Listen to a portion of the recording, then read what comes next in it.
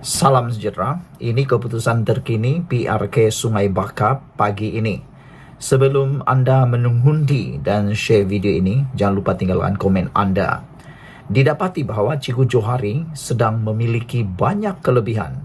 Sokongan pengundi muda kepada Perikatan Nasional tidak sekuat dulu. Ini sebabnya Cikgu Johari bakal merampas kerusi Sungai Bakap daripada Perikatan Nasional. Pengundi muda kepada Perikatan Nasional tidak segairah dan sekuat dulu lagi. Majoriti pengundi bagi pilihan raya Dewan Undangan Negeri PRK Sungai Bakap esok mengenali dan memberi perspektif baik kepada calon Pakatan Harapan PH Dr. Johari Arifin. Ramai juga yang mengatakan mereka akan memilih menjadi kerajaan di dalam kerajaan negeri. Mereka enggan lagi menjadi sebahagian daripada pembangkang kerana menjadi pembangkang tidak banyak memberikan kelebihan atau keuntungan. Mereka hanya sibuk bercakap tetapi mendapat kemajuan yang kurang berbanding menjadi kerajaan. Itu secara logik pun orang tahu. Secara logik akal pun kita tahu bahawa lebih baik menjadi kerajaan daripada pembangkang, terutamanya di peringkat negeri. Menurut Ilham Center, calon yang mesra disapa Cikgu Johari itu berlatar belakang kelayakan akademik, kerja sebagai cikgu dan merupakan orang tempatan. Dalam masa sama, calon Pakatan Harapan PH ini memiliki kemahiran komunikasi yang baik dan sama ada pengucapan awam atau komunikasi interpersonal apabila berinteraksi dengan pengundi, katanya lagi. Menerusi kenyataan hari ini, Ilham Center memaklumkan UMNO menggerakkan jentera kempen yang kuat dan sistematik untuk menyantuni pengundi teras mereka. Ia termasuk bergerak secara bersendirian rumah ke rumah untuk berunding dan memujuk pengundi mereka untuk mengundi calon perpaduan. Badan penyelidikan itu menyifatkan pendekatan UMNO untuk mendampingi semula pengundi mereka semakin diterima meskipun sebahagiannya masih menyokong Perikatan Nasional PN.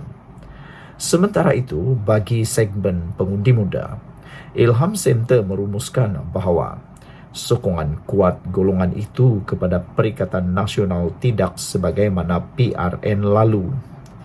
Esok terdapat 9 pusat mengundi mengandungi 65 saluran akan dibuka untuk tujuan pengundian, membabitkan seramai 39,151 pengundi berdaftar. Dr. Johari berentap dengan calon Perikatan Nasional Abidin Ismail atau dengan mesra dikenali sebagai Abang Bidin dalam PRK yang diadakan susulan kematian penyandangnya Nur Zamri Latif pada 24 Mei lalu akibat keradangan perut. Cikgu Johari juga mengambil kesempatan untuk menitip warka akhir kempen buat pengundi. Calon Pakatan Harapan Dr. Johari menitipkan pesanan terakhir buat pengundi menjelang PRK esok. Bekas pengarah Institut Imaduddin Baki Cawangan Utara menitipkan warka Cikgu Johari buat para pengundi menerusi hantaran di laman Facebooknya. Beliau yang mesra disapa sebagai Cikgu Johari berkata, kemenangan PH dan PRK itu adalah peluang kedua untuk penduduk Sungai Bakap membina semula perjalanan yang indah. Saya merayu supaya saudara dan saudari menggunakan peluang ini untuk memastikan segala harapan kita menjadi kenyataan. Sesungguhnya saya amat memahami keadaan dan keperluan rakyat Sungai Bakap. Saya dengan rasa penuh iltizam akan bekerja keras demi penduduk Sungai Bakap sekiranya diberikan amanah, kata beliau lagi. Dengan rasa rendah diri, saya memohon sokongan dan undi daripada 39,279 pengundi di Sungai Bakap demi menjayakan visi dan misi membina Sungai Bakap yang makmur dengan perpaduan, ketahanan dan harapan, katanya lagi. Itulah dia rayuan dan juga permintaan daripada Cikgu Johari menjelang PRK Sungai Bakap esok. Diingatkan para pengundi untuk memilih wakil rakyat, bukan ikut emosi. Tinggal sehari lagi untuk mengundi. Dun Sungai Bakap membuat pilihan Sudah lebih seminggu proses kempen dijalankan memperlihatkan pertarungan satu lawan satu. Pada PRU negeri lalu, Sungai Bakap dimenangi oleh Perikatan Nasional. Pertempuran ini menjadi satu kancah politik yang perlu kita lihat. Sudah tentu, sudah pasti berbagai bentuk kempen telah pun digunakan. Masing-masing menampilkan kreativiti dan pelbagai usaha untuk menambat hati para pengundi. Kedua-dua calon mempunyai kekuatan masing-masing untuk dijual. Cikgu Johari dengan sosok seorang guru pendidik dan mempunyai latar belakang yang baik, agamanya cukup memberikan dilema kepada calon PN Abidin yang sudah berhadapan dengan pelbagai isu daripada pengumuman beliau sebagai calon. Dalam cubaan menampilkan calon profesional, PN telah menyatakan beberapa keraguan profil calon yang dipersoalkan banyak orang dan sudah pasti menjadi objek serangan daripada PH. Pemerhatian di media sosial juga memperlihatkan kedua-dua calon memanfaat sebaiknya ruang dengan meraih undi anak muda. Cubaan memberikan imej yang baik kepada awam dengan pelbagai idea penyampaian suntingan video pendek berkenaan aktiviti kempen harian seperti ziarah, bersalaman, berjumpa menyertai aktiviti masyarakat setempat. Kedua-dua mereka dilihat setara dalam media sosial, namun terdapat sedikit kelebihan kepada Cikgu Johari. Ini kerana mesej perpaduan yang dibawanya menjadikannya ia lebih diikuti oleh mereka yang terdiri daripada pelbagai latar belakang masyarakat. Dalam kempen harian, berdasarkan pemerhatian, imej Cikgu Johari dilihat lebih diterima masyarakat. Memandangkan sosok beliau sebagai seorang guru, dilihat lebih mudah menelusuri kepada mereka. Beliau sangat mudah bergaul. Tambahan pula, hampir setiap hari beliau akan berjumpa dengan anak muridnya sendiri yang kebanyakannya bangga dengan pencalonan beliau. Abang Abidin pula dilihat bermula sukar kerana dilihat sebagai pengganti kepada Allahyarham Abang Zam, dan itulah diimejkan kepada Abang Abidin sebagai penerus legasi. Namun, pembawaan tersebut memberi sedikit dampak negatif apabila mula ada yang membandingkan karakter antara Abang Bidin dengan Abang Zam, dan sudah pasti ia cabaran perlu dihadapi oleh calon daripada Perikatan Nasional ini. Serangan peribadi pada kali ini kita boleh lihat agak kurang berbanding PRK lain. Hal ini kerana masing-masing mempunyai kekuatan tersendiri. Jika calon PH hendak diserang berkenan latar pendidikan dan agama, sukar kerana Cikgu Johari merupakan seorang pemegang gelaran Doktor Falsafah, namun panggilan cikgu yang kelihatan lebih sinonim dengan diri beliau. Latar keagamaan beliau juga baik kerana beliau merupakan anak kepada imam di sebuah masjid di Sungai Bakap. Tambahan pula, anak beliau juga merupakan seorang daya yang begitu dikenali, sering muncul di kaca televisyen. Sekian dulu untuk kali ini. Jangan lupa tinggalkan komen anda. Para pengundi Sungai Bakap mempunyai tanggungjawab menentukan pemimpin besok. Pastikan anda mengundi bukan mengikut emosi, tapi memilih pemimpin dengan kekuatan dan kapasiti, bukan dengan emosi. Selamat mengundi. Salam sejahtera. Jawapan terbaik Menteri Keuangan 2 ini kepada Razi Jidin membuatkan Razi Jidin terkedu, tak mampu lagi bercakap, jadi bisu beberapa menit mungkin. Dan inilah jawapan yang paling profesional. Tiada isu kena emosi. Tiada campuran mahu merendah-rendahkan orang. Tiada campuran mahu memperbodoh-bodohkan orang. Apalagi nak memalukan orang. Jawapannya mudah difahami. Jawapannya memang profesional. Dengarlah baik-baik. Ini jawapan Menteri Keuangan 2 ini. Patutlah, sebelum saya nak teruskan, patutlah Anwar Ibrahim memilih Menteri Keuangan kedua kita ini, iaitu Datuk Seri Amir Hamzah sebagai Menteri Keuangan yang kedua. Rupa-rupanya bukan calang-calang kepintarannya. Mudah untuk dia fahamkan kita apa itu ekonomi, bagaimana nak urus ekonomi, dan paling penting lagi, dia ajar Razi Jidin macam mana bisnes yang sebenar. Dengarlah. Menteri Keuangan kedua, Datuk Seri Amir Hamzah menjelaskan secara panjang lebar mengapa kerajaan tidak melantik konsultan dalam Malaysian Airport Holding Berhad seperti yang dicadang ahli Parlimen Putrajaya, Datuk Dr. Razi Jidin. Razizidin bagi cadangan supaya melantik konsultan dalam Malaysia Airport Holding. Konsultan ni penasihat. Tahu penasihat? Penasihat lah. Tapi kita pun memang pernah dengar pemimpin-pemimpin Perikatan Nasional ni memang jago kalau memberi cadangan. Antara cadangan yang paling kontroversi dulu ialah ada seorang ahli parlimen tu lah. Anda mungkin masih ingat siapa dia kan? Dia cadangkan untuk mengatasi masalah hutang negara yang banyak.